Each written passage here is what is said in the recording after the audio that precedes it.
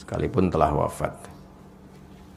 Bahkan banyak kisah di dalam Al-Quran, dari perbedaan keyakinan pun, sosok-sosok Nabi terekam dalam sejarah. Untuk keluarga terdekat itu, sosok-sosok orang soleh masih mendoakannya. Ya, kita tidak tahu hikmah apa yang ditetapkan oleh Allah dalam kehidupan kita. Karena itu sesuatu yang kita akan dapatkan di masa depan.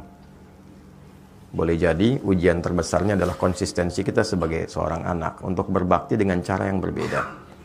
Sepanjang orang masih hidup, jangankan ayah kita, paman kita, yang tidak ada hubungan dengan kita pun, dia masih punya peluang untuk jadi orang baik sebelum nyawanya sampai di tenggorokan. Betapapun sikapnya kepada kita. Anda kenal Fir'aun? Bilang kenal, saya pulang. Fir'aun itu, se-Fir'aun-Fir'aunnya, catat kalimat ini. Fir'aun itu, se-Fir'aun-Fir'aunnya, tetap diberikan haknya oleh Allah sebelum nyawanya sampai di kerongkongan untuk mendapatkan hidayah berubah jadi orang baik. Cuma Fir'aunnya saja yang enggan. Fir'aun itu hobi bunuh orang. Yudzabbihuna abna'akum. Dan caranya mengeksekusinya dari bayi itu sudah dibawa oleh algojonya, dibanting, digorok berkali-kali sampai wafat di depan ibu yang baru melahirkannya. Memperbudak mengaku Tuhan, ana rabbukumul a'la. Dengan semua perbuatan itu, ia tetap mendapatkan haknya supaya mendapatkan cahaya hidayah hingga nyawanya sampai di kerongkongan. Ada doa yang disampaikan Nabi Musa untuk menghadap kepadanya, dikirimkan Harun untuk menemaninya, diberikan tanda-tanda kebaikan sampai ke ujungnya. Saya tanya, apakah ayah pernah bersikap seperti Firaun? Mengaku Tuhan? Tidak. Pernah bunuh orang? Tidak. Ayah Anda tidak mengerjakan apa yang Firaun lakukan. Maka sepanjang ia tetap sebagai ayah Anda, minimal kita doakan.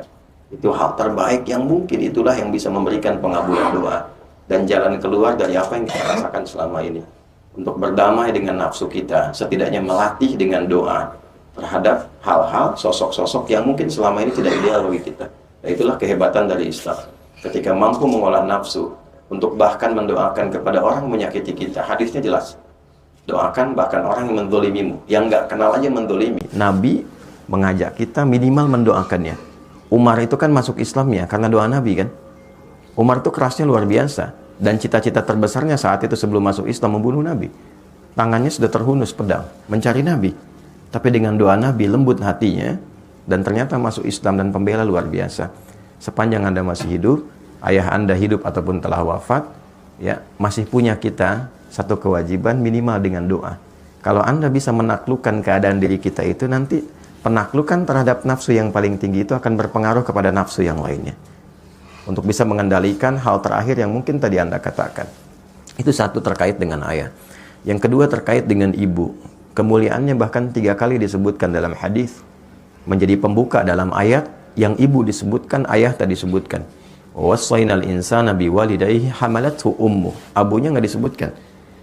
Aku wasiatkan pada anak untuk meningkatkan baktimu kepada ibumu, kepada kedua orang tuamu, khususnya ibu yang telah mengandungmu, telah menyapihmu, memberikan ASI sampai menyapih merawatmu.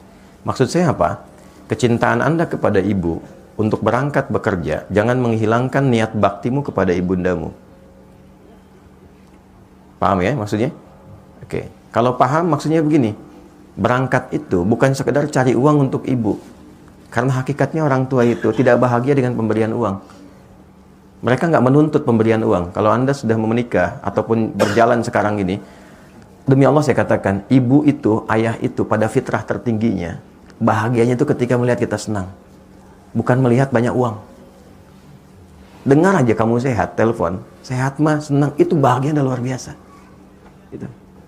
Dan tidak menuntut balas untuk diberikan imbalan dunia. Dan lebih berbahagia ketika engkau mampu mengatakan kalimat yang baik, berbakti yang baik, mengenal engkau jadi orang baik, membawa nilai-nilai kebaikan. Maksudnya apa? Ketika berangkat ke sini Anda lakukan karena ibu, bukan hanya mencari uang materi yang Anda bisa lihat dengan kebahagiaan materi, tapi jaga amanat-amanat ibu yang baik di situ. Jadi anak yang baik, jaga amanatnya, jaga perilakunya, dan niatkan kepada Allah untuk membahagiakan ibu. Itulah yang saya lakukan sejak saya belajar. Mencari cahaya untuk kesendirian ayah di alam kuburnya, mencari kebaikan yang bisa membahagiakan ibu selama hidupnya, dan itu yang diberikan oleh Allah pada kami saat ini.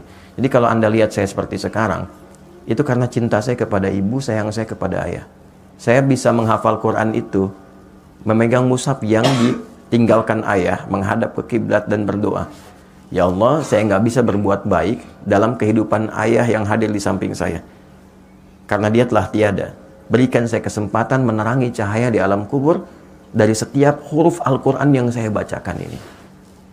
Sampai sekarang saya jaga. Ya Allah, mohon berikan kesempatan membahagiakan ibu.